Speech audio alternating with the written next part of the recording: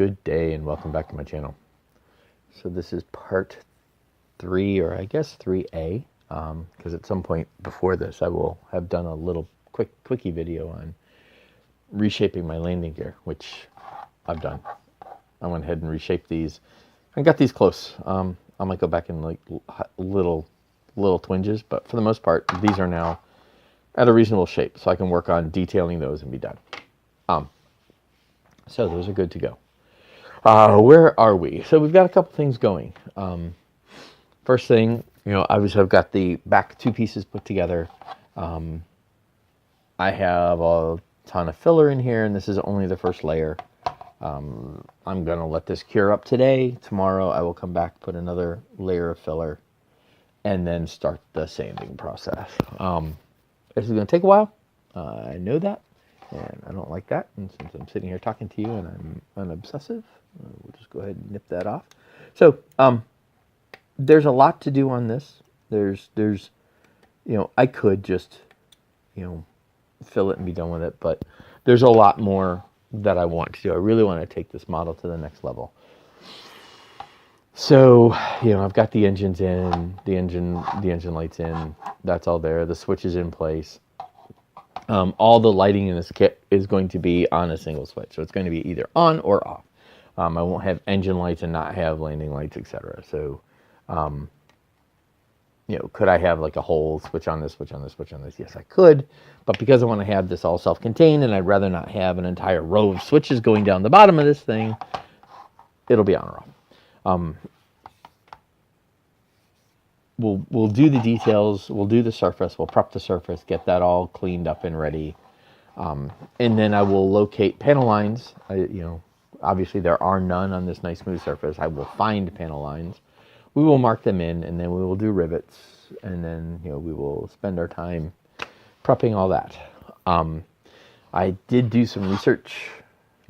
I did look at the movie. I watched the movie, and I looked at some of the internal detail of the pod, or of the bay, landing bay, and that is interesting. So I may, just for giggles, all of the wiring and all the batteries and stuff will be hidden up inside the bay.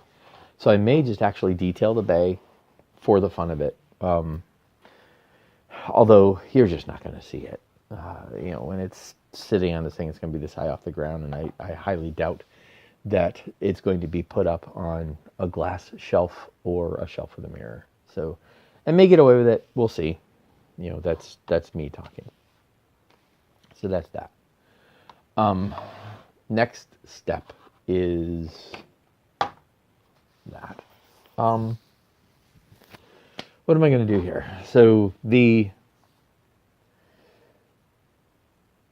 potential of me doing going over the top really was never in question. The question was pretty much how far. That's some nicely detailed. That's a really nicely detailed gaming model. I like it looks good, especially when you put the cover on. It looks fantastic, and you can paint that up and look really great. But since I'm lighting this, I'm like, okay, how can I light it? So I'm really crappy with object source lighting.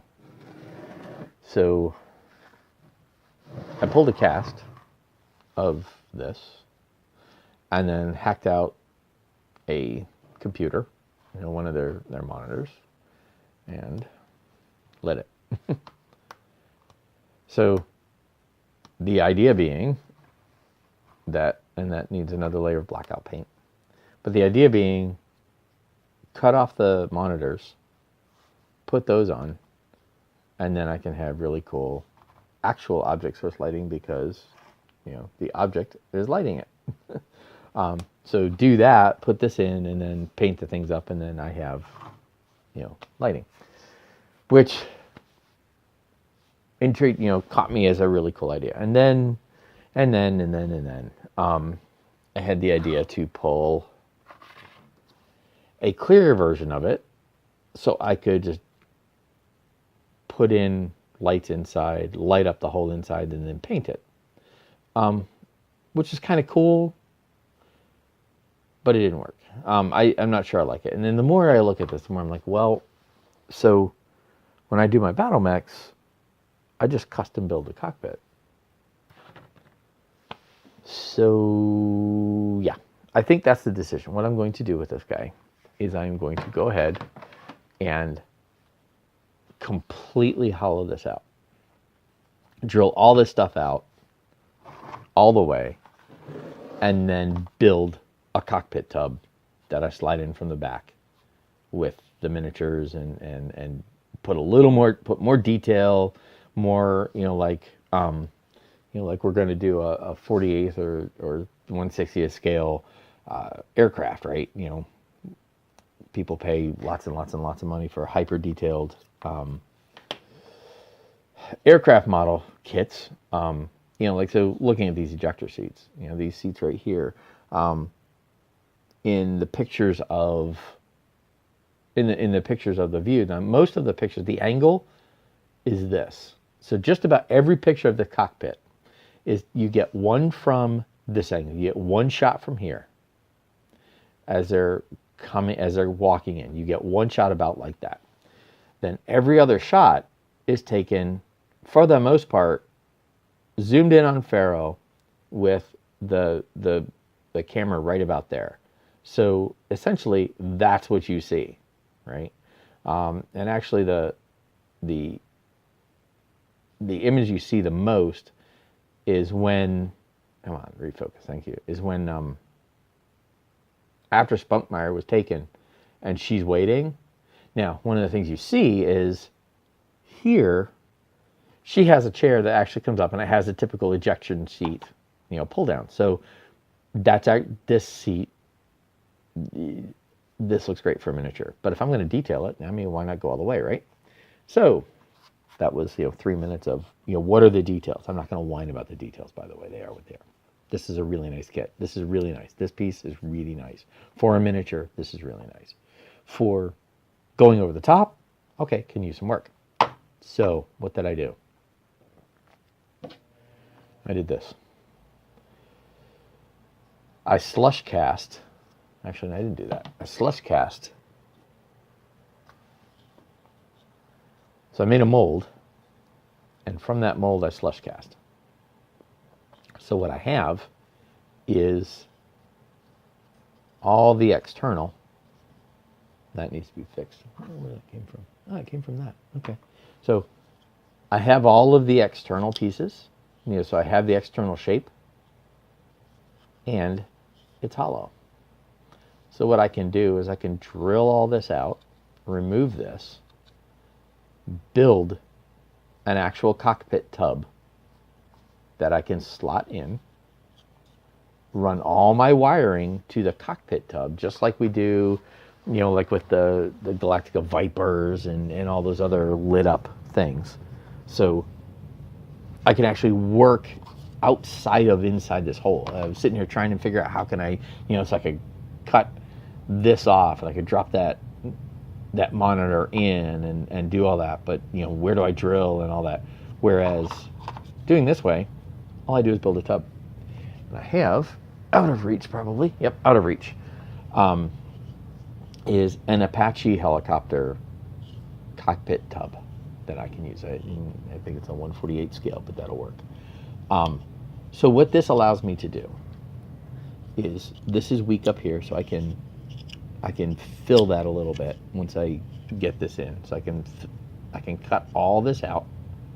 I can chop out pretty much all of the cockpit piece. This is nice and solid up front. You can see that that's where the, I let the resin set there. It's a little light right about here, but that's easy to fix. All I do is just pour like a 1/4 ounce of resin down there, and that'll backfill that in. But then I can cut all this out. I'll have a nice open area, like I would have a fuselage. Build my cockpit piece, slide my tub in, and work from there. So, and the front the front rotator can actually came out okay. I was like, okay, well, how close to that is this? And I'm like, oh, no, it actually works out fine. And I have, the hole that I drilled so that I can put the broken mount point. So all I got to do is re-drill those back out. That's easy. If I really wanted to, I could just get 48 scale Vulcan, or I could just use brass rod. There's a lot of different things I can do to hyper detail this. So anyway, that's the plan. That is where we are. So this is video 1, 2, 3, 3.8 of where I am with the alien dropship. You know, there's more work to do. I mean, obviously, once this is in, then I've got this piece I've got to redo, which is just, you know, chop that off of another one. I'm really going to town. I'm kind of going overboard on this thing, but you know, I don't think there was ever a doubt that I would, because you know that's what I do. The front. Oh yeah, I don't have that. Here it is. So the front. Landing lights, I do have those. I'll put a picture here.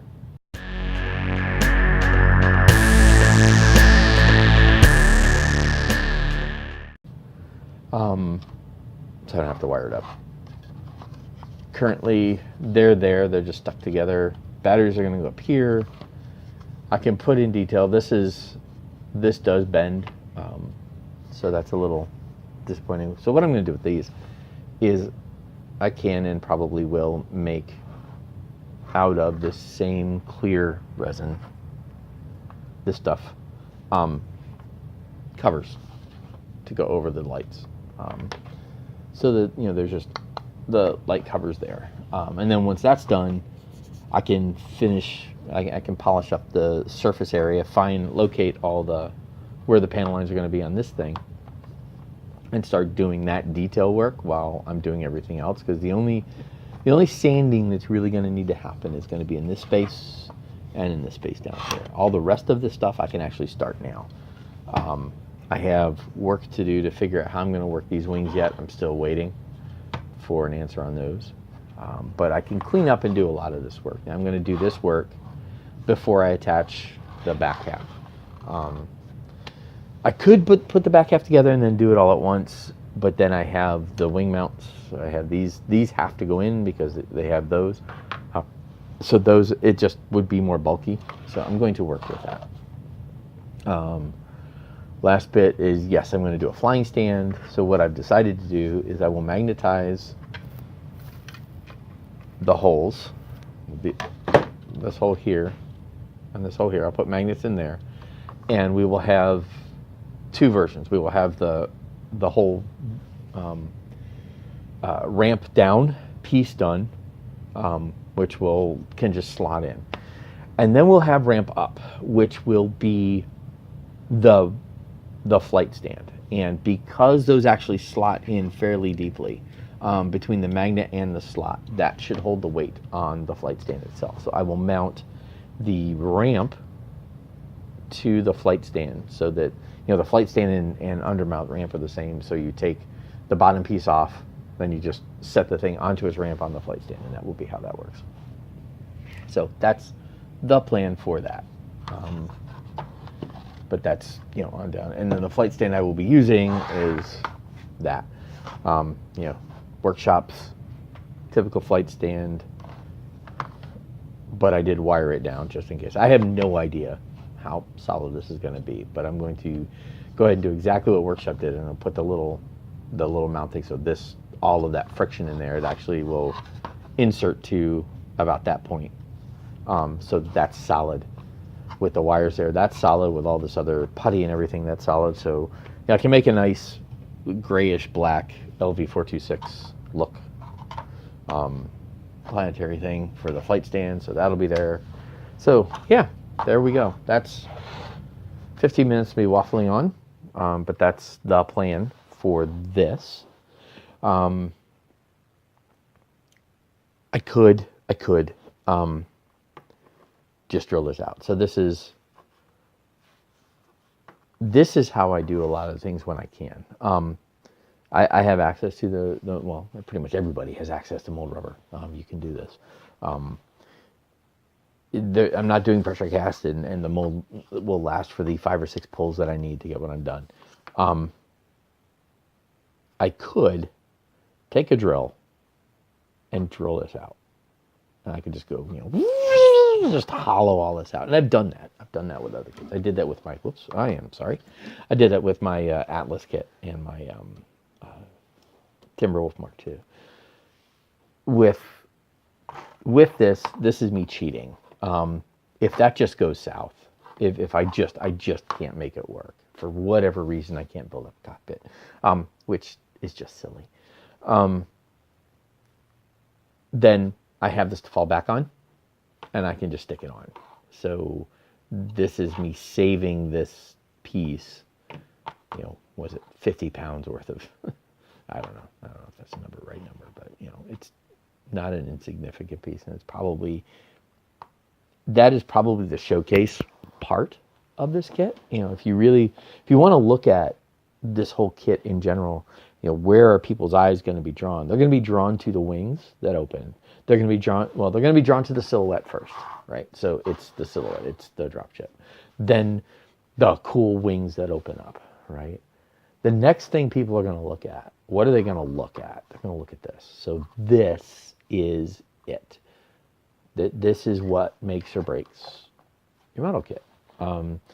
If that doesn't look right, if that doesn't look good, then the whole kit just looks like crap. So it doesn't matter how much detail I have from here back. If that looks like crap, then the whole thing looks bad. So this is me saving this in case things go sideways. Because you know, there's no way to duplicate that. That's just good. So this gets set aside while I build up this, and I build up the models and so forth, and we see what we get. So there we go. That's where we are in build number 3 of the Aliens dropship. So until then, I will move on. Thank you very much for paying attention, for listening, and for being interested to what I'm doing here and how I'm doing. So in the meantime, if you have any questions, suggestions, hints, whatever, please feel free to let me know. And until then, I hope this inspires you, and I will talk to you later. Thank you.